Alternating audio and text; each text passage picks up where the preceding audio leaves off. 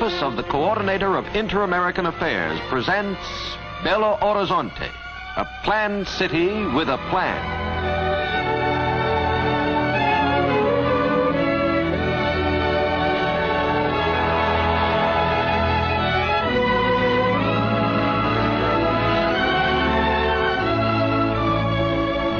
Less than 50 years ago, Brazil's Coral del Rey Mountains looked down on a hamlet hidden among the rolling foothills. Today, on this site, stands Brazil's seventh city, Belo Horizonte, home of over 200,000 far-thinking people. Capital of the state of Minas Gerais, located in the south-central part of Brazil, Belo Horizonte is 287 miles from Rio de Janeiro, Brazil's largest city and world-renowned for its fabled beauty.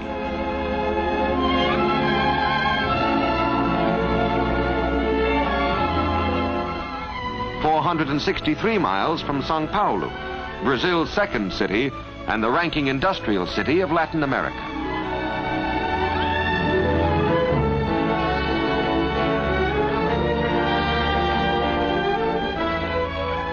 Prior to the year 1897, the unique and interesting colonial city of Ouro Preto, now preserved as a national monument, served as capital for Minas Gerais.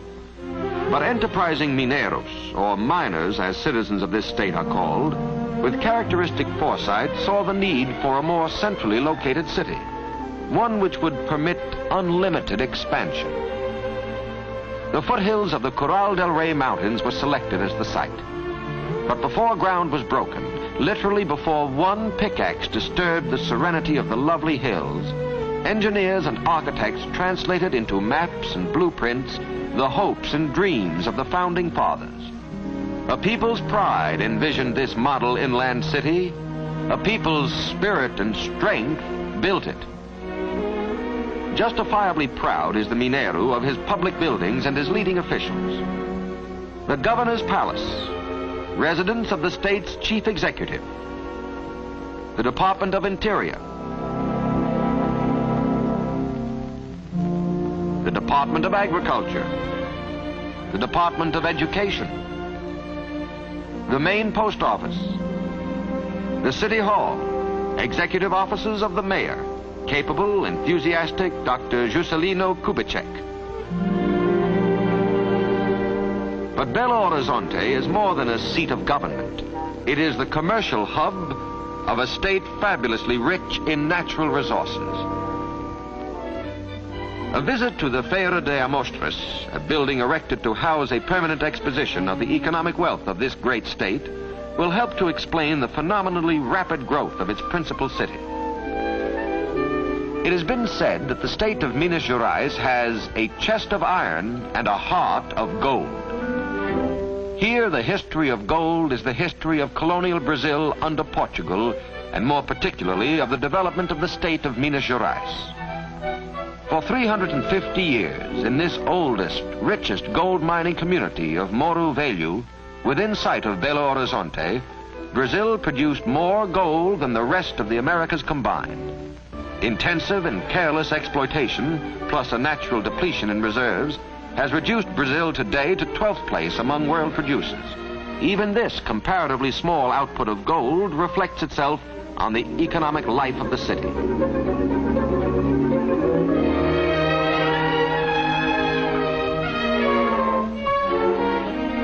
The gold era is gone, but a new era is being ushered in.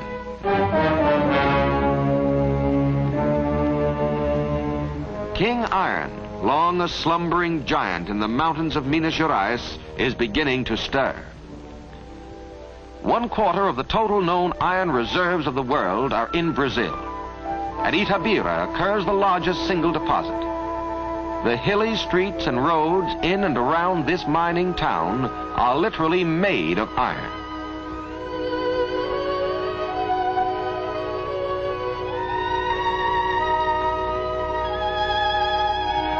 This peak is estimated to contain over 100 million tons of hematite.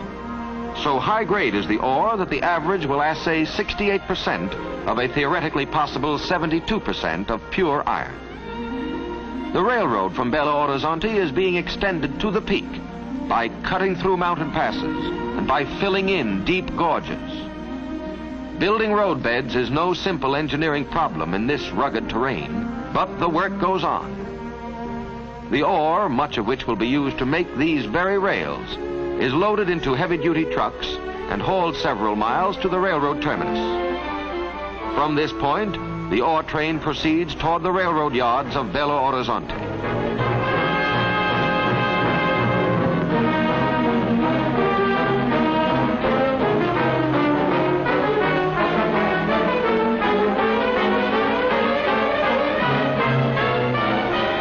At this important junction, some of the cars may be sent to the foundries in São Paulo.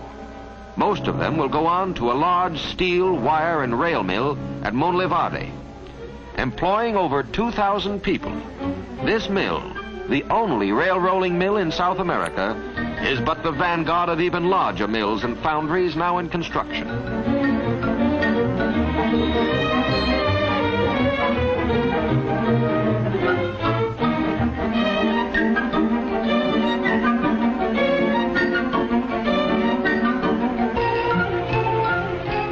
Brazilian industry, responding to the tasks imposed by the war, is on the march.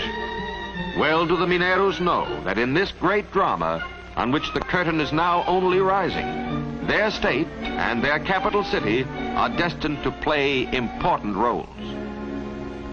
On display in the exhibition building, a visitor will see two other minerals, quartz crystal and mica, both native to this state. The exigency of war has skyrocketed these minerals to an even higher place of prominence than they originally enjoyed in the peacetime markets of the world.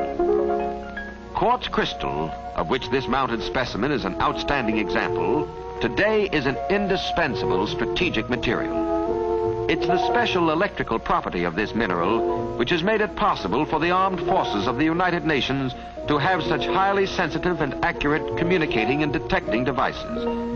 Indeed, without Brazilian quartz, many of these devices would not exist.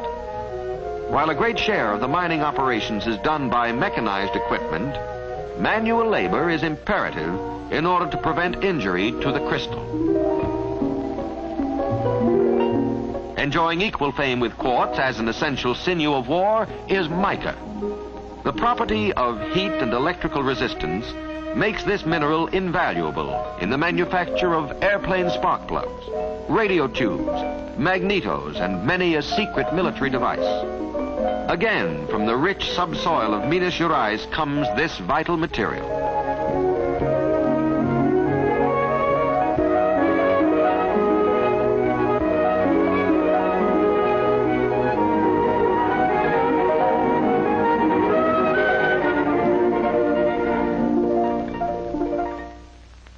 In the cutting and trimming shops, busy Mineiros, men, women, and children, keep these leaves of mica moving toward the stockpiles of American factories and arsenals, and thus are contributing their very ample share to the cause of freedom.